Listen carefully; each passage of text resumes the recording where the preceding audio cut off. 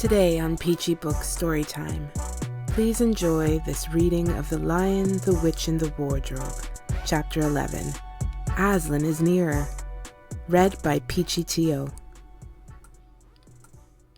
Edmund, meanwhile, had been having a most disappointing time. When the dwarf had gone to get the sledge ready, he expected that the witch would start being nice to him, as she had been at their last meeting. But she said nothing at all, and when at last Edmund plucked up his courage to say, "Please, your majesty, can I have some Turkish delight? You said—" She answered, "Silence, fool!"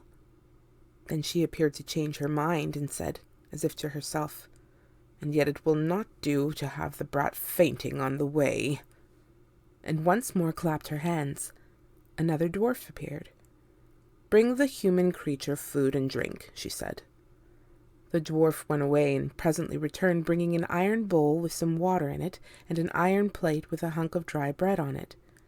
He grinned in a repulsive manner as he set them down on the floor beside Edmund and said, "Turkish delight for the little prince." "Take it away," said Edmund sulkily. "I don't want dry bread." But the witch suddenly turned on him with such a terrible expression on her face that he apologized and began to nibble at the bread, though it was so stale he could hardly get it down. "You may be glad enough of it before you taste bread again," said the witch. While he was still chewing away, the first dwarf came back and announced that the sledge was ready. The white witch rose and went out, ordering Edmund to go with her. The snow was again falling as they came into the courtyard, but she took no notice of that and made Edmund sit beside her on the sledge. But before they drove off, she called Malgrim, and he came bounding like an enormous dog to the side of the sledge. "Take with you the swiftest of your wolves, and go at once to the house of the beavers," said the witch, "and kill whatever you find there. If they are already gone, then make all speed to the stone table, but do not be seen. Wait for me there, in hiding. I, meanwhile, must go many miles to the west before I find a place where I can drive across the river. You may overtake these humans before they reach the stone table. You will know what to do if you find them." "I hear and obey, O Queen," growled the wolf, and immediately he shot away into the snow and darkness, as quickly as a horse can gallop. In a few minutes he had called another wolf, and was with him down on the dam, sniffing at the beaver's house. But of course they found it empty. It would have been a dreadful thing for the beavers and the children if the night had remained fine, for the wolves would then have been able to follow their trail, and 10 to 1 would have overtaken them before they had got to the cave. But now that the snow had begun and again the scent was cold, and even the footprints were covered up. Meanwhile the dwarf whipped up the reindeer, and the witch and Edmund drove out under the archway and on and away into the darkness and the cold. This was a terrible journey for Edmund, who had no coat. Before they had been going 1/4 of an hour, all the front of him was covered with snow. He soon stopped trying to shake it off, because as quickly as he did that, a new lot gathered, and he was so tired. Soon he was wet to the skin, and oh, how miserable he was. It didn't look now as if the witch intended to make him a king. All the things he had said to make himself believe that she was good and kind, and that her side was really the right side, sounded to him silly now. He would have given anything to meet the others at this moment, even Peter. The only way to comfort himself now was to try to believe that the whole thing was a dream, and that he might wake up at any moment. And as they went on, hour after hour, it did come to seem like a dream. This lasted longer than I could describe if I wrote pages and pages about it. But I will skip on to the time when the snow had stopped and the morning had come, and they were racing along in the daylight. And still they went on, with no sound but the everlasting swish of the snow and the creaking of the reindeer's harness. And then at last the witch said, "What have we here? Stop!" And they did. How Edmund hoped she was going to say something about breakfast. But she had stopped for quite a different reason. A little way off, at the foot of a tree, sat a merry party, a squirrel and his wife with their children, and 2 satyrs, and a dwarf, and an old dog-fox, all on stools round a table. Edmund couldn't quite see what they were eating, but it smelled lovely, and there seemed to be decorations of holly, and he wasn't at all sure that he didn't see something like a plum pudding. At the moment when the sledge stopped, the fox, who was obviously the oldest person present, had just risen to his feet, holding a glass in its right paw as if he was going to say something. But when the whole party saw the sledge stopping and who was in it, all the gaiety went out of their faces. The father squirrel stopped eating with his fork halfway to his mouth, and one of the satyrs stopped with its fork actually in its mouth, and the baby squirrel squeaked with terror. "What is the meaning of this?" asked the witch queen. Nobody answered. "Speak, vermin," she said again. "Or do you want my dwarf to find you a tongue with his whip? What is the meaning of all this gluttony, this waste, this self-indulgence? Where did you get all these things?"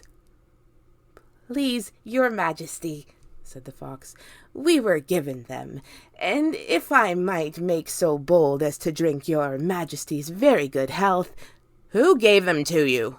said the witch. "Father Christmas," stammered the fox. "What?" roared the witch, springing from the sledge and taking a few strides nearer to the terrified animals. "He has not been here. He cannot have been here. How dare you? No, say you have been lying, and you shall even now be forgiven." At that moment, one of the young squirrels lost its head completely. He has! It squeaked, beating its little spoon on the table. Edmund saw the witch bite her lips, so that a drop of blood appeared on her white cheek. Then she raised her wand.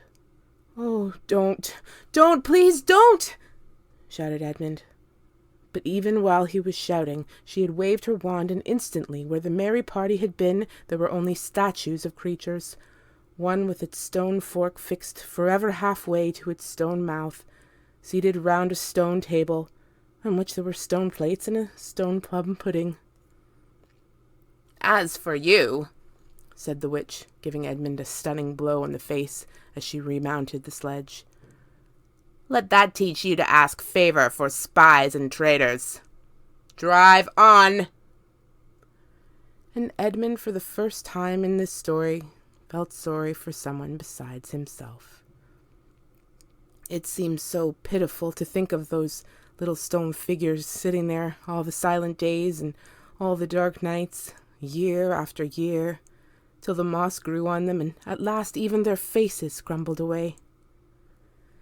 Now they were steadily racing on again, and soon Edmund noticed that the snow which splashed against them as they rushed through it was much wetter than it had been all last night. At the same time, he noticed that he was feeling much less cold. It was also becoming foggy. In fact, every minute it grew foggier and warmer, and the sledge was not running nearly as well as it had been running up till now. At first he thought this was because the reindeer were tired, but soon he saw that that couldn't be the real reason. The sledge jerked and skidded and kept on jolting as if it had stuck against stones. And however the dwarf whipped the poor reindeer, the sledge went slower and slower. There also seemed to be a curious noise all around them, but the noise of their driving and jolting and the dwarf shouting at the reindeer prevented Edmund from hearing what it was, until suddenly the sledge stuck so fast that it wouldn't go on at all. When that happened, there was a moment's silence, and in that silence Edmund could at last listen to the other noise properly. A strange, sweet, rustling, chattering noise, and yet not so strange, for he'd heard it before. If only he could remember where. Then, all at once, he did remember. It was the noise of running water. All round them, though out of sight, there were streams, chattering, murmuring, bubbling, splashing, and even in the distance roaring. And his heart gave a great leap, though he hardly knew why, when he realized that the frost was over. And much nearer there was a drip, drip, drip from the branches of all the trees. And then, as he looked at one tree, he saw a great load of snow slide off it, and for the first time since he had entered Narnia, he saw the dark green of a fir tree. But he hadn't time to listen or watch any longer, for the witch said, "Don't sit staring, fool! Get out and help!" And of course Edmund had to obey. He stepped out into the snow, but it was really only slush by now, and began helping the dwarf to get the sledge out of the muddy hole it had got into. They got it out in the end, and by being very cruel to the reindeer, the dwarf managed to get it on the move again, and they drove a little further. And now the snow was really melting in earnest, and patches of green grass were beginning to appear in every direction. Unless you have looked at a world of snow as long as Edmund had been looking at it, you will hardly be able to imagine what a relief those green patches were after the endless white. Then the sledge stopped again. "It's no good, your majesty," said the dwarf. "We can't sledge in this thaw." "Then we must walk," said the witch. "We shall never overtake them walking," growled the dwarf. "Not with the start they've got." "Are you my counselor or my slave?" said the witch. "Do as you're told. Tie the hands of the human creature behind it, and keep hold of the end of the rope, and take your whip, and cut the harness off the reindeer. They'll find their own way home." The dwarf obeyed, and in a few minutes Edmund found himself being forced to walk as fast as he could with his hands tied behind him. He kept on slipping in the slush and mud and wet grass, and every time he slipped, the dwarf gave him a curse and sometimes a flick with the whip. The witch walked behind the dwarf and kept on saying, "Faster! Faster!" Every moment the patches of green grew bigger and the patches of snow grew smaller. Every moment more and more of the trees shook off their robes of snow. Soon, wherever you looked, instead of white shapes, you saw the dark green of firs, or the black prickly branches of bare oaks and beeches and elms. Then the mist turned from white to gold, and presently cleared away altogether. Shafts of delicious sunlight struck down onto the forest floor, and overhead you could see a blue sky between the tree tops. Soon there were more wonderful things happening. Coming suddenly round a corner into a glade of silver birch trees, Edmund saw the ground covered in all directions with little yellow flowers, celandines. The noise of water grew louder. Presently they actually crossed a stream. Beyond it they found snowdrops growing. "Mind your business," said the dwarf, when he saw that Edmund had turned his head to look at them, and he gave the rope a vicious jerk. But of course this didn't prevent Edmund from seeing. Only 5 minutes later he noticed a dozen crocuses growing round the foot of an old tree, gold and purple and white. Then came a sound even more delicious than the sound of the water. Close beside the path they were following a bird suddenly chirped from the branch of a tree. It was answered by the chuckle of another bird a little further off, and then, as if that had been a signal, there was chattering and chirruping in every direction. And then a moment of full song, and within 5 minutes the whole wood was ringing with birds' music, and wherever Edmund's eyes turned he saw birds alighting on branches, or sailing overhead, or chasing one another, or having their little quarrels, or tidying up their feathers with their beaks. "Faster! Faster!" said the witch. There was no trace of the fog now. The sky became bluer and bluer, and now there were white clouds hurrying across it from time to time. In the wide glades there were primroses. A light breeze sprang up, which scattered drops of moisture from the swaying branches and carried cool, delicious scents against the faces of the travelers. The trees began to come fully alive. The larches and birches were covered with green, the laburnums with gold. Soon the beech trees had put forth their delicate, transparent leaves. As the travelers walked under them, the light also became green. A bee buzzed across their path. "This is no thaw," said the dwarf, suddenly stopping. "This is spring. What are we to do? Your winter has been destroyed, I tell you. This is Aslan's doing. If either of you mentions that name again, said the witch, he shall instantly be killed. If you've enjoyed this reading, please let me know by clicking the like button, subscribing, and hitting the notification bell so that you know when another story is available. Please visit peachybooks.ca to read my reviews and have some lively discussions about great books. Thanks for listening.